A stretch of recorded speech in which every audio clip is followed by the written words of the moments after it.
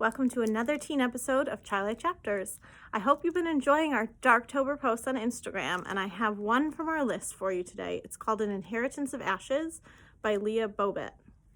It looks really dark and spooky and perfect for October, so let's read. An Inheritance of Ashes by Leah Bobbitt. Prologue. 8 years before, midsummer. Hallie? The voice whispered around the broken chairs and cobwebs, and I breathed out because it wasn't my father. Uncle Matthias edged past the snap spinning wheel, over a pile of fishing nets set aside for mending. "You can come out, sweetheart," he said. "It's over." My ears still rang with Papa's roaring swears, with Uncle Matthias's voice pitched low to cut. They didn't bother whispering anymore when they fought. Martha had nudged her foot against mine. I'm right here, when Papa started to growl, but I wasn't half as big or strong as my older sister. When the first dish had flown, I'd run for the smokehouse, and I hadn't looked back. Deep behind my junk barricades, I swallowed. Who won? Nobody. Uncle Matthias's light steps stopped in front of me. It doesn't matter anymore. I scowled. Of course it mattered. I would feel that win or loss in the weight of Papa's footsteps on our farmhouse floorboards, in whether being slow on my chores tomorrow would mean an indifferent smile or a bucket of water across the face. I peeked out from behind the scratch table leg. Who won? Uncle Matthias sighed. "Your father did," he said, and my shoulders sagged with relief. "Come sit with me, kiddo. You'll get splinters down there."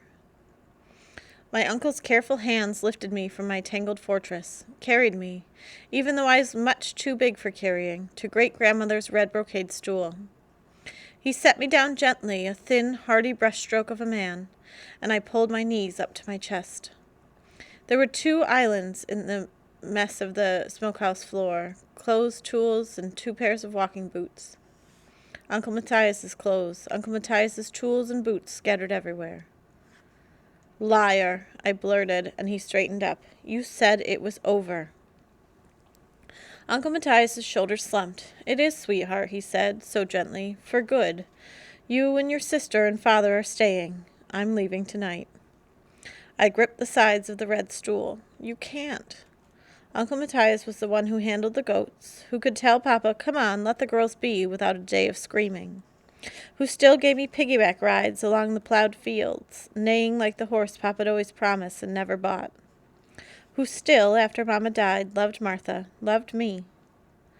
"I'm sorry," he said, and pulled out a dusty leather pack. "Your father's the older brother. The older child inherits. That's the way it's always been. His name is on the farm deed, Hal. I don't have a choice." "He can't make you go," I argued. My voice swooped and cracked.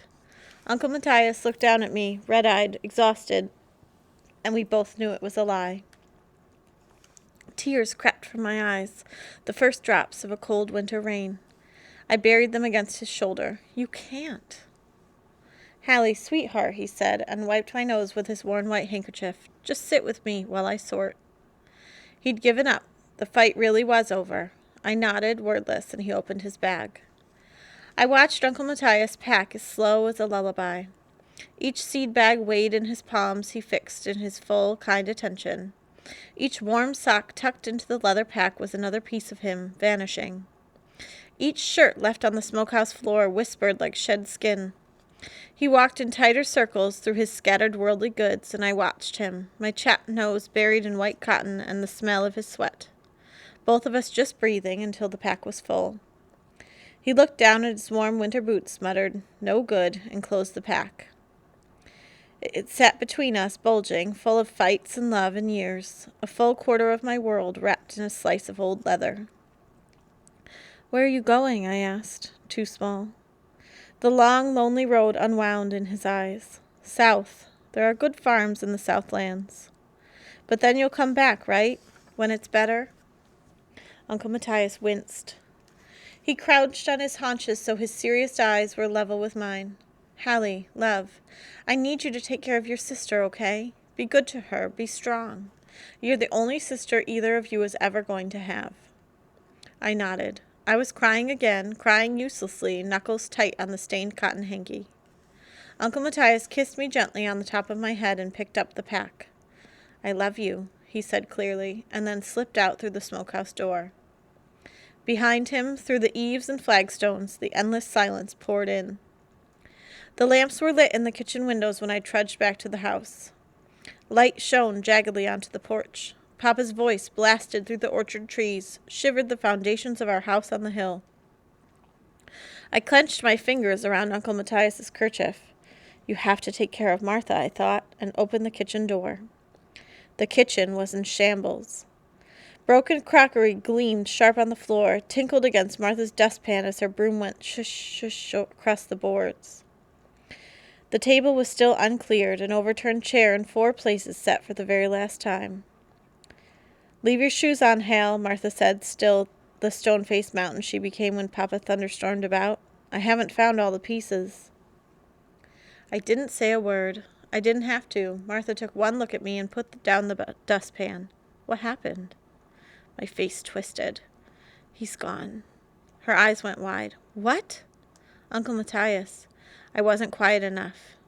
And where have you been? Papa snapped from the next room, and my shoulders hunched high. Martha's expression flattened.